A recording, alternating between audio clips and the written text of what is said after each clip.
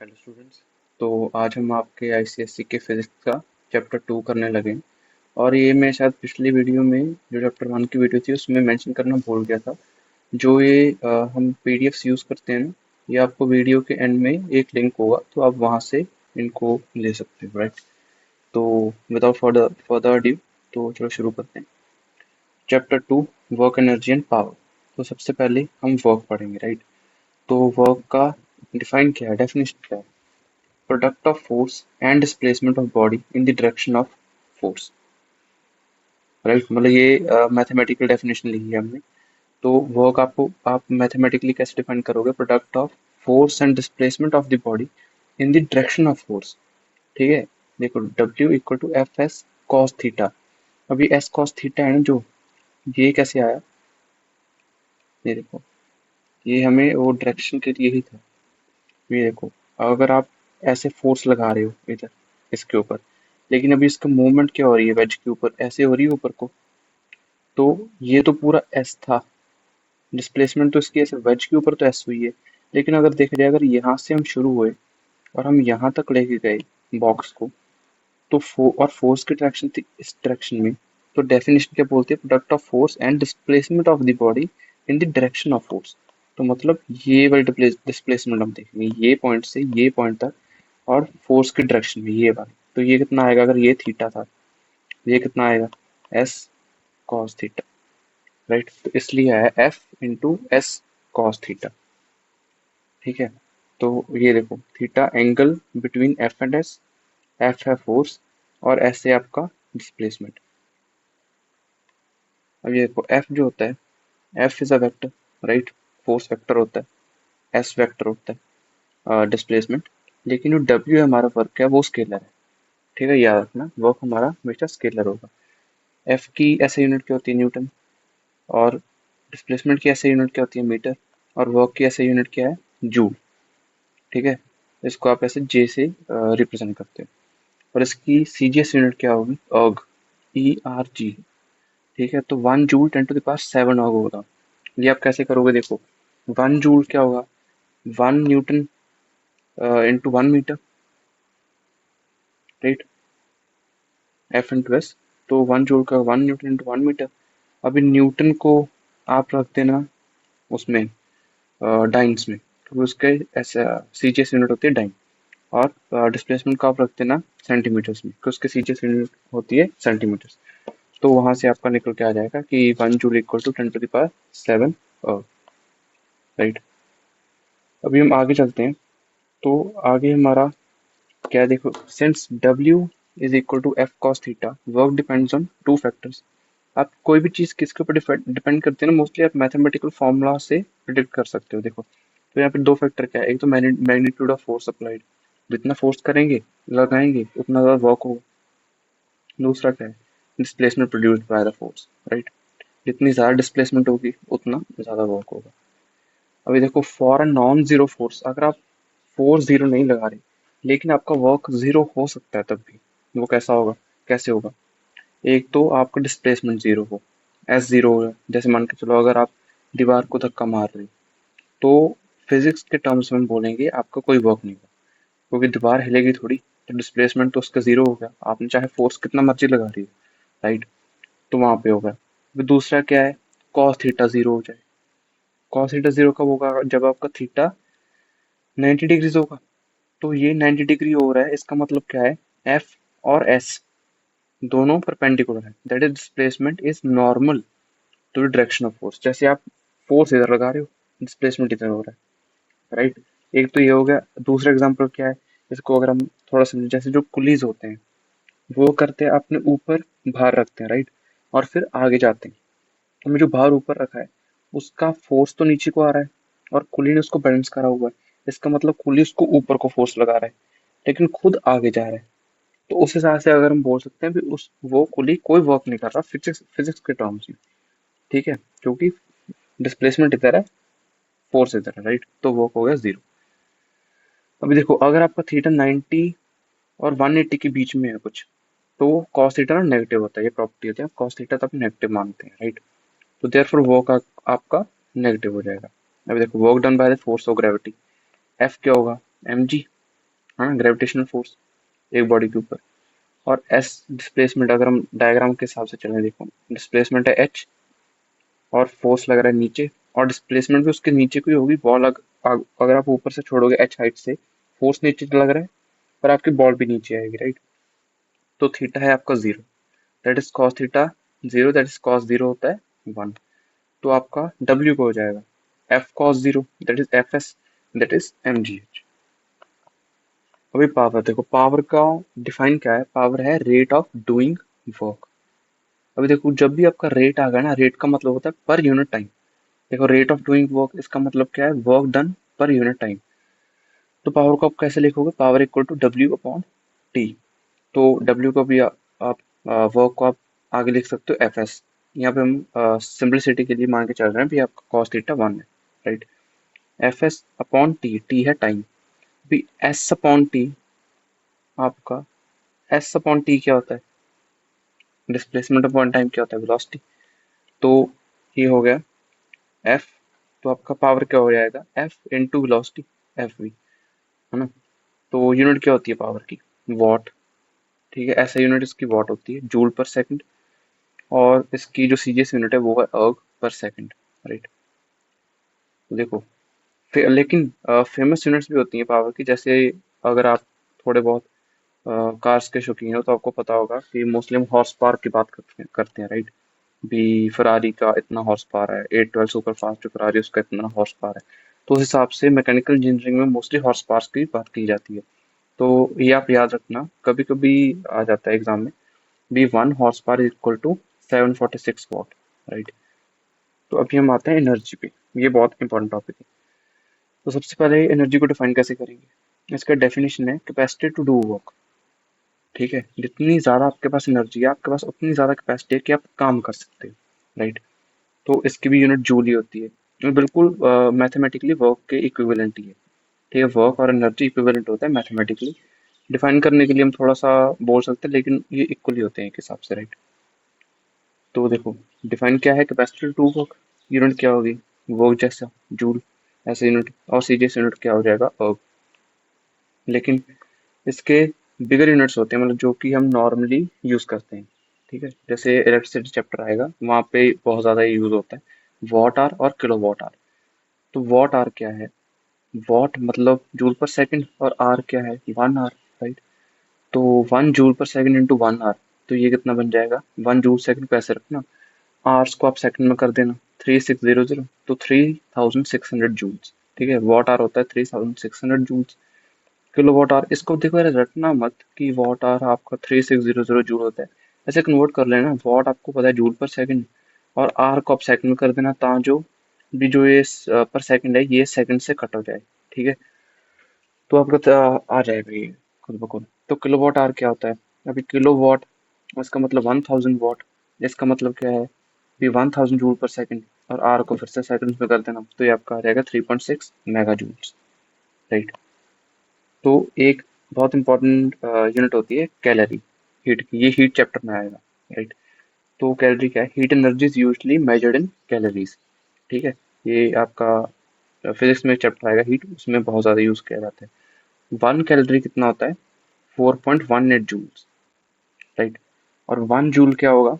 तो यहाँ से आप यूनिट मेथड लगा लो, वन कैलोरी है 4.18 जूल्स, तो वन जूल क्या होगा? 1/4.18 कैलोरीज, जो कि है 0.24 कैलोरीज। मोस्टली वैसे ज़्यादा इंपॉर्टेंट चीज़ है कि one calorie equal to 4.18 joules, जिसको हम नॉर्मली कभी कभी 4.2 जूल्स भी बोल देते हैं, राइट। दूसरी यूनिट क्या है? Electron volt. इलेक्ट्रॉन वोल्ट होता है 1.6 इंटू 10⁻⁻19 जूल्स, राइट। ये आपको रखना पड़ेगा, ये और कैलोरी वाली चीज़, ये दोनों आपको रखनी पड़ेगी। अभी देखो, फॉर्म्स ऑफ एनर्जी, बहुत ज़्यादा फॉर्म्स होती हैं, है ना। तो जो सबसे इम्पोर्टेंट आपकी फॉर्म ऑफ एनर्जी है, जो इस चैप्टर में और आपके सिलेबस के लिए बहुत ज़्यादा इंपॉर्टेंट है, वो है मैकेनिकल एनर्जी। देखो, energy due to state of rest या फिर मोशन, उसको बोलते हैं mechanical energy, right. It is of two types. पहली है पोटेंशियल एनर्जी, दूसरी है काइनेटिक एनर्जी। और टोटल मैकेनिकल एनर्जी अगर हम एक बॉडी की बताएंगे तो हम क्या बोलेंगे? उसकी पोटेंशियल प्लस उसकी काइनेटिक। ठीक है, ये देखो, अभी जो ये लड़की है, इसने बॉल पकड़ी हुई है, उसके अंदर अभी पोटेंशियल एनर्जी है, उसने छोड़ा, बॉल के अंदर स्पीड आई, बॉल नीचे जा रही है, तो पोटेंशियल एनर्जी ट्रांसफॉर्म हो रही है काइनेटिक एनर्जी में। ठीक है, तो हम देखते हैं होता क्या है। पोटेंशियल एनर्जी है energy of body at rest due to its unchanged position और change in size and shape, sorry, due to its changed position और change in size and shape, right. अभी जैसे मान के चलो आपके पास बॉल है, यहाँ पे क्या होगा, ये बॉल उसकी एक पोजीशन है, राइट, वो चेंज पोजीशन, नॉर्मली यहाँ पे बॉल रेस्ट करना चाहती है ग्राउंड पे, लेकिन लड़की इसको इतना ऊपर ले गई तो उसकी पोजीशन चेंज हुई है, उसकी वजह से अभी बॉल के अंदर पोटेंशियल एनर्जी है। ठीक है, तो यहाँ पे तो ये हो गया। तो एक और जो है, जो कि है change in size and shape, तो उसका एग्जांपल हम क्या देंगे, मान के चलो आपके पास एक बॉल है, अब उसका स्क्वीज करना, कभी उसका आपने शेप, जो नॉर्मल वो बॉल ऐसा स्फेरिकल रहना चाहती है, लेकिन आपने उसको स्क्वीज करा, तो अभी उसमें एनर्जी आ चुकी है, उसको वो पोटेंशियल एनर्जी है। और वो क्यों आ रही है, क्योंकि हमने उसका साइज और शेप चेंज करा है उसका नॉर्मल कंडीशन से। जब आप उसको छोड़ोगे तो ऐसे बाउंस करेगी, तो वही है। देखो फॉर्म्स ऑफ पोटेंशियल एनर्जी, पहली फॉर्म क्या है, ग्रेविटेशनल पोटेंशियल एनर्जी, जो कि यहाँ पर है, राइट। तो ये क्या है, potential energy due to force of attraction of earth on body. ठीक है, potential energy due to change position. तो ग्रेविटेशनल पोटेंशियल एनर्जी क्या होगा, mgh, राइट। जैसे हमने ऊपर देखा नहीं था अभी, work done due to gravity, तो mgh तो वही है। जैसे यहाँ पे देखो, अगर आप एक बॉल को h हाइट तक लेके जा चुके हो, अभी उसमें जो पोटेंशियल एनर्जी है ना, वो है mg इंटू एच। mg है फोर्स और h है आप उसको जितना ऊपर लेकर जा रहे हो, राइट। दूसरा क्या है, इलास्टिक पोटेंशियल एनर्जी, वही बॉल वाला example. Potential energy due to change in size and shape. तो देखो किनेटिक एनर्जी क्या है, kinetic energy is the energy due to state of motion. जो पोटेंशियल एनर्जी थी वो था due to state of rest, right. ये देखो ना, potential energy of body at rest due to its change position और change in size and shape. यहाँ पे क्या है, energy due to state of motion. तो किनेटिक एनर्जी आप मैथमेटिकली क्या लिखोगे, half M V square. M है मास, वी है बॉडी की वेलोसिटी।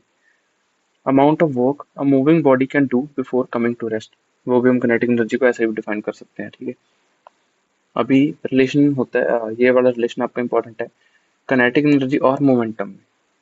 तो मोमेंटम क्या होता है, एम वी, हमें पता है। किनेटिक एनर्जी क्या होता है, हाफ एम वी स्क्वायर। तो देखो, हाफ एम वी स्क्वायर का एम वी का आप होल स्क्वायर ले लो, इंटू 1/m मल्टीप्लाई कर दो, राइट। और वो तो एम वी को अभी आप लिख देना पी, यहाँ से हमने ले लिया, और तो वो क्या बन गया, p² / 2m, राइट। और देखो टाइप्स ऑफ काइनेटिक एनर्जी, अभी काइनेटिक एनर्जी की भी टाइप्स हैं। सबसे पहले क्या है, ट्रांसलेशनल काइनेटिक एनर्जी। तो ये क्या, kinetic energy of body due to its motion in straight line. अगर आपकी बॉडी स्ट्रेट लाइन में जा रही है तो उसको हम बोलेंगे, उसके पास क्या है, काइनेटिक एनर्जी का कौन सा टाइप है, translational kinetic energy. Example, car moving on road, straight road. Second क्या है, rotational kinetic energy, kinetic energy of body due to its rotational motion. Example, spinning fan wheel, right? Fan slash wheel. अभी तीसरा क्या होता है, vibrational kinetic energy, kinetic energy of body due to its vibrational motion. जैसे कि example ये रहा, देखिए तो आपने ऐसे स्ट्रिंग लिया, उसको पकड़ा, ऐसे छोड़ा, अब ये स्टेट ऑफ मोशन में है लेकिन वाइब्रेट हो रहा है, राइट। तो उसको हम बोलेंगे उसके पास वाइब्रेशनल किनेटिक एनर्जी है। तो ये देखो, ये बहुत ज्यादा इंपॉर्टेंट है, work energy theorem. Work done by a force on moving body is equal to the increase in its kinetic energy। ये इसका स्टेटमेंट है वर्क एनर्जी थ्योरम का, याद रखना। Work done by a force on a moving body is equal to the increase in its kinetic energy. अगर आपकी body चल रही थी, अभी जितना आपने उस चलती बॉडी के ऊपर फोर्स लगाया है ना, फोर्स जो आपने लगाया है उस फोर्स ने जितना वर्क करा है, वो इक्वल होगा चेंज इन किनेटिक एनर्जी। जैसे अगर आपकी बॉडी पहले ऐसे ऐसे इतनी धीरे चल रही थी, अभी आपने एक्सटर्नल फोर्स लगा दिया, तो बॉडी ऐसे चलने लगी, थोड़ा तेज हो गई। अभी वो तेज जो हुई है, उसके अंदर जितनी किनेटिक एनर्जी स्टोर और हो ज्यादा हो रही, वो क्या है, जितना आपने उसके ऊपर आपके फोर्स ने वर्क करा था, राइट। तो इसको मैथमेटिकली क्या लिखेंगे, W = K2 - K1। तो क्या है, half M V square minus half M U square. V है फाइनल वेलोसिटी, यू है इनिशियल वेलोसिटी। तो ये potential energy always gets converted to kinetic energy, याद रखना। पहला एग्जांपल क्या है, ग्रेविटेशनल पोटेंशियल एनर्जी को हम किनेटिक एनर्जी में कर रहे हैं, ठीक है। और ये देखो, इसको आप कैसे लिख सकते हो, potential energy plus kinetic energy, ये देखो फाइनल वाली है। ये याद रखना, जो टोटल मैकेनिकल एनर्जी होती है ना, वो हमेशा कांस्टेंट होती है।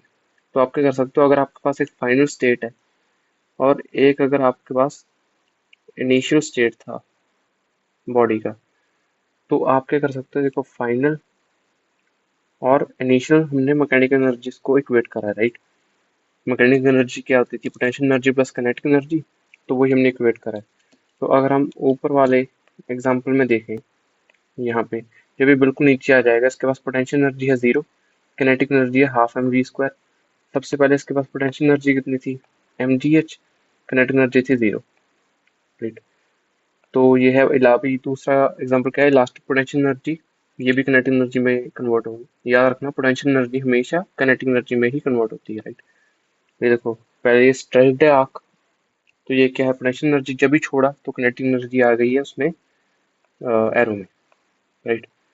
देखो अभी डिफरेंट फॉर्म्स ऑफ एनर्जी जो होती हैं वो बहुत तरह के होते हैं। सोलर एनर्जी होता है, न्यूक्लियर एनर्जी होती है, राइट, जो एटम बॉम्ब्स में यूज किया जाता है। मैकेनिकल एनर्जी, ये भी हमने पढ़ के हटे हैं हम। हाइड्रो एनर्जी होती है, लाइट एनर्जी होती है, wind energy, heat energy, right. तो साउंड एनर्जी होती है, chemical energy etcetera. Each energy can be converted from one form to another, right, ये हमने पढ़ा हुआ है, ये तो छोटी क्लास की बात होगी। देखो principle of conservation of energy, ये जो अपनी हमने ऊपर लिखा था वो यही बात है। Energy can neither be created nor be destroyed, but can be converted from one form to the other, right. फिर कोई वेरिफिकेशन हम कर रहे हैं कि टोटल मैकेनिकल एनर्जी आपकी कांस्टेंट है, kinetic energy plus potential energy equal to constant, right.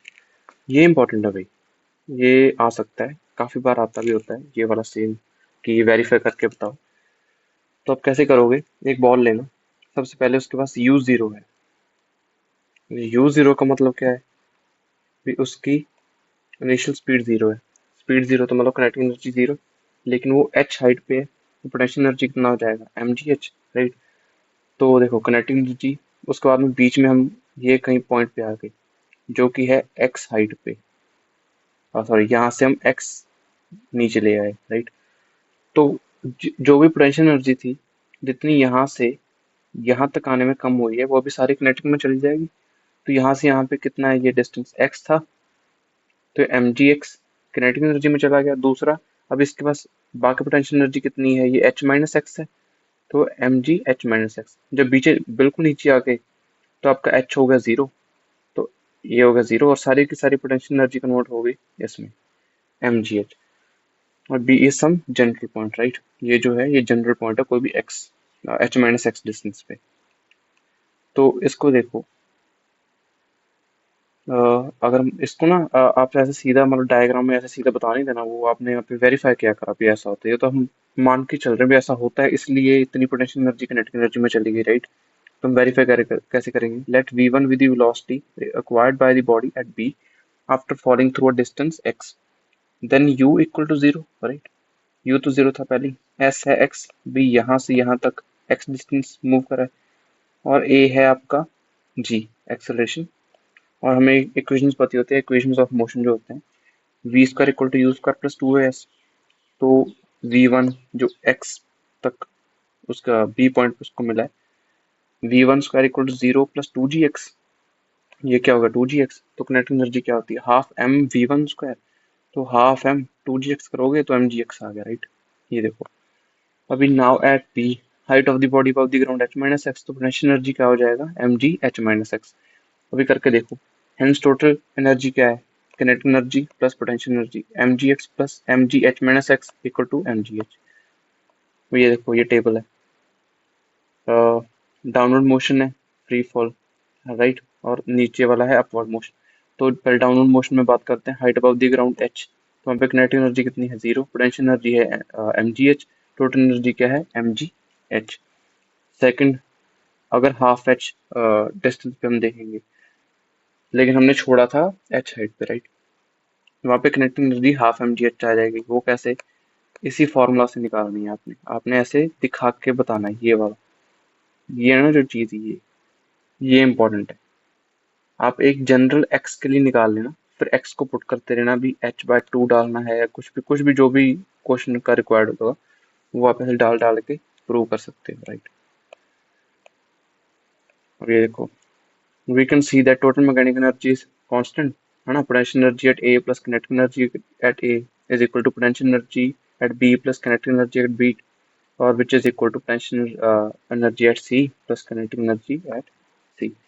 ये देखो, simply for pendulum, sorry similarly for pendulum, अगर पेंडुलम का एग्जांपल आ गया, वैसे आ भी सकता नहीं भी आ सकता, लेकिन इतना इतना इंपॉर्टेंट नहीं है। जो ऊपर वाली पूरी चीज थी ये ज्यादा इंपॉर्टेंट है, याद रखना भी। ये वाला स्टेप है जो जो मैंने सर्कल करा हुआ है, ये सबसे इम्पोर्टेंट है, राइट। तो इसको आप ध्यान रखें। तो अगर हम पेंडुलम का वैसे चलो बात कर लेते हैं, तो यहाँ पे क्या होगा वही है। यहाँ पे जो इसकी बॉल है, पेंडुलम का बॉब, जिसको हम बॉब बोलते हैं, वो एच हाइट पे है। तो पोटेंशियल एनर्जी क्या है, mgh, राइट। किनेटिक एनर्जी है 0। यहाँ पे 0 हाइट है, पोटेंशियल एनर्जी 0, किनेटिक एनर्जी सारा mgh हो गया। यहाँ पे फिर से वही बात होगी, राइट। तो भाई यही था। अभी आप जो ये हमारा पीडीएफ है, ये वीडियो के भी अभी एंड हो चला है, तो अभी आपको ये एक लिंक आएगा, वहां से आप इसको डाउनलोड कर सकते हो, राइट। हर चैप्टर के लिए हम सिमिलर अप्रोच रखेंगे भी, हम ऐसे पीडीएफ से पढ़ाया करेंगे। और मोस्टली जो भी ये पीडीएफ में जो भी कंसेप्ट है ना, मोस्टली वही हैं जो बहुत ज़्यादा इंपॉर्टेंट है, राइट। तो हमने पूरा पूरा चैप्टर नहीं इसमें लिखा हुआ, लेकिन ऑलमोस्ट सारे चैप्टर की समरी है, और सबसे जो इंपॉर्टेंट टॉपिक्स हैं उनके ऊपर हमने ज़्यादा एम्फोसाइज किया है, राइट। ये आपको हर वीडियो के ऐसे एंड में मिल जाया करेगा। और हम ना, जैसे फिजिक्स में क्या है ये आपको मैं बता देता हूँ। फिजिक्स में मोस्टली ऐसा नहीं होता भी आप थ्योरी पढ़ोगे और आपको सारा कुछ आ जाएगा, राइट। प्रैक्टिस सबसे ज़्यादा इंपॉर्टेंट है फिजिक्स और मैथ्स में, दोनों में। तो देखो, थ्योरी हमने ऐसे अभी पढ़ा चुके हैं। अभी एक और वीडियो भी होगी यूट्यूब पे, आप देखना, हमारे चैनल पे होगा। हम क्या कर रहे हैं भी, ऐसे एक थ्योरी की वीडियो होया करेगी, और साथ में एक हम वीडियो डाला करेंगे वही चैप्टर्स का, जो भी ये सारे चैप्टर है फिजिक्स के, एक एक वीडियो ऐसे थ्योरी पे, और एक एक वीडियो होगा प्रैक्टिस क्वेश्चंस पे। उसमें हम सबसे जो इंपॉर्टेंट क्वेश्चन है आपके, जो बोर्ड एग्जाम्स में आ सकते हैं, और उनके ऊपर हम प्रैक्टिस करवाएंगे, राइट। तो ओके भाई, थैंक यू।